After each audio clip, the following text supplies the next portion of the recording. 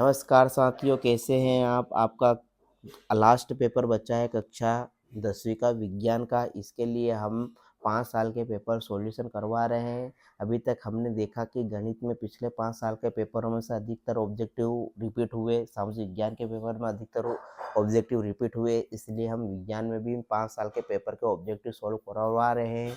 आपने अभी तक हमने 4 पेपर का सॉल्यूशन डाल दिया, वो देख लिया होगा। यदि नहीं देखा है तो आप प्लेलिस्ट में जाकर देख लीजिए। अब हम लेकर आए हैं 2019 के पेपर का सॉल्यूशन।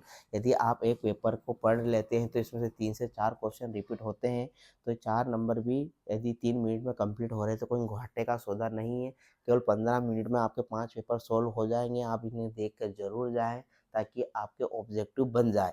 तो इसलिए हम 2019 का पेपर सॉल्यूशन लेकर आए हैं। कोई विलियन लाल लिटमस को नीला कर देता है, इसका पीएच संभवतः क्या होगा, तो इसमें 10 आएगा। मनुष्य में वृक्क एक तंत्र का भाग है, वह है, तो क्या आएगा इसमें उत्सर्जन।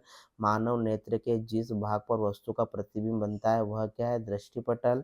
फिर आपका आएगा विद्युत धारा का एसआई मात्रक क्या है, एम्पियर।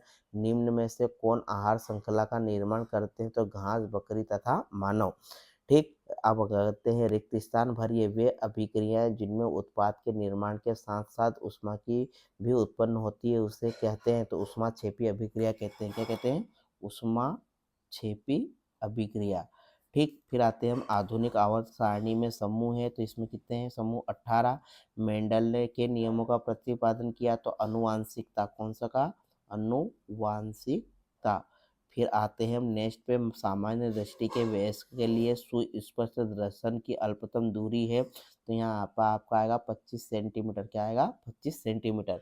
एक पोषी स्तर से दूसरे पोषी स्तर तक ऊर्जा का स्थानांतरण प्रतिशत होता है, तो 10% होता है। कितना होता है? 10%। अब आते हैं हम सही जोड़ी पर, तो यहाँ पर आपके सामने है सोडियम, नेफ्रॉन, अंतःस्रावी ग्रंथि, समजात अंग और विभवांतर का मापन। तो यहाँ पर सोडियम के सामने आपका आएगा अति क्रियाशील धातु सी आएगा। क्या आएगा? सी। फिर नेफ्रॉन, नेफ्रॉन के सामने आपका आएगा एफ, वृक्क की संरचनात्मक इकाई, वृक्क की संरचनात्मक इकाई। फिर अंतःस्रावी ग्रंथि, तो इसके सामने आपका आएगा डी, हार्मोन। क्या आएगा? हार्मोन। समजात अंग, तो इसके सामने फोर्थ के सामने आएगा हमारे हाथ एवं कुत्ते के अग्रपात, तो ये ए आएगा आपके सामने। विभवांतर का मापन, तो वी का आपका आएगा वोल्ट मीटर। विभवांतर का मात्रक कौन है? Volt meter. इस तरह से हमने मेजर कॉलम देखी। अब आते हैं हम एक वाक्य में उत्तर पर। शुद्ध जल का पीएच मान क्या है, तो इसमें आपका आएगा 7। हरे पौधे की पत्तियों में पाए जाने वाले वर्णक का नाम लिखिए, तो इसमें आएगा CFC, क्लोरोफ्लोरोकार्बन। मनुष्य में आयोडीन की कमी से कौन सा रोग होता है, तो इसमें आपका आएगा घींगा।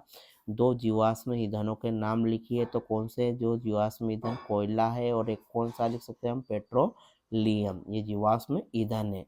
दर्पण सूत्र लिखिए, तो दर्पण सूत्र 1/V बराबर 1/F बराबर 1/V प्लस 1/U, यह दर्पण सूत्र है। इसमें से ये क्वेश्चन बार बार रिपीट होते हैं, 3 से 4 बार आ चुके हैं क्वेश्चन, तो इन क्वेश्चन को जरूर देखें। अब हमने अभी तक 2024, 23, 22 और 19 का पेपर सॉल्यूशन देखा।